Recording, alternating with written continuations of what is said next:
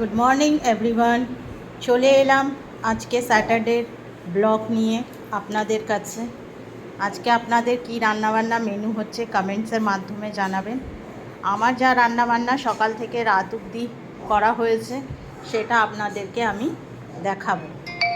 আর আপনারা সবাই কেমন আছেন জানাবেন। আমি জানি ভিডিওটা এখন দেখতে কারোর ভালো লাগবে না, বিকজ আরজি কলের কেসটা নিয়ে, কিন্তু কি করব, আমিও খুবই দুঃখ। আমিও চাই কি জাস্টিস হোক ওর প্রতি। হ্যাঁ, ঠাকুরকে সবসময় বলি যাতে কি যেও এর মধ্যে রয়েছে আর্জেন্ট তাকে সাজা দেওয়া হোক। তো এই কামনা করি প্রভুর থেকে। তো যাই হোক, চলুন দেখা যাক যে আজকে আমি কি রান্নাবান্না মেনু করেছি। তো আজকে রান্নাবান্না হয়েছে, ব্রেকফাস্ট থেকে স্টার্ট করছি। ব্রেকফাস্টে আমি আজকে নিয়ে যাচ্ছি হচ্ছে পরোটা, দেখতে পাচ্ছেন, আর এগ চিলি। এগ চিলিটা আমি কালকে বহুত বানিয়ে ফেলেছিলাম, যাই হোক আজকে এটা শেষ হয়ে গেল। তো পরোটা কালকে রুটির সাথে নিয়েছিলাম, আজকে পরোটার সাথে এগ চিলি নিয়েছি। তো এই হচ্ছে আমার ব্রেকফাস্টের মেনু। লাঞ্চে নিয়ে যাচ্ছি হচ্ছে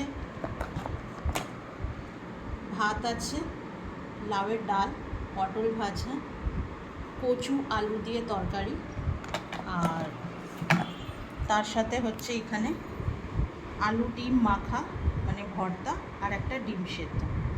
এই হচ্ছে আমার লাঞ্চের মেনু।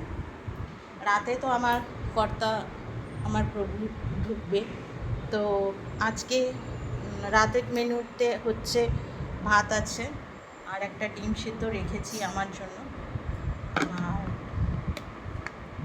এইখানে বানিয়েছি হচ্ছে পটল আলু চিংড়ি দিয়ে কষা, দেখতেই পাচ্ছেন। আর বানিয়েছি হচ্ছে এখানটায় হচ্ছে আর মাছের ঝাল, 2 পিস আর মাছের ঝাল করেছি বেশ পেঁয়াজ টেঁয়াজ কষিয়ে।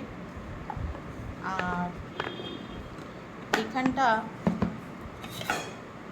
মসুর ডাল আর মটর ডাল ভিজিয়ে তাকে বাটা হয়েছে, এই পেঁয়াজ আর এই কাঁচা লঙ্কা। এটা রাত্রে খাবার সময় যখন খেতে বসবে তখন বড়া ভাজা হবে, গরম গরম ভাজা দিয়ে খাওয়া হবে। তো এই হচ্ছে আজকে আমার সারাদিনে রান্নাবান্না। আপনাদের কি রান্নাবান্না হয়েছে ফ্রেন্ডস কমেন্টসের মাধ্যমে জানাবেন। আর সবাই প্রার্থনা করবেন যাতে কি মৌমিতা হালদারকে তাড়াতাড়ি just urgent as soon as possible okay justice হোক, জাস্টিস পাওয়া যায়।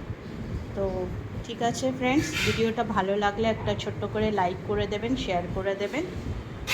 আর কোনো রকমের কোনো কোয়েশ্চেন বা জিজ্ঞাসা বা কোনো কিছু আপনাদের জানতে হয় আমার কমেন্টসে লিখবেন, পাঠাবেন, আমি তার আনসার দেব। তো thank you everyone, ta ta, bye bye, see you. সুস্থ থাকবেন, ভালো থাকবেন, আর একদম নোংরা লোকের থেকে বেঁচে থাকবেন।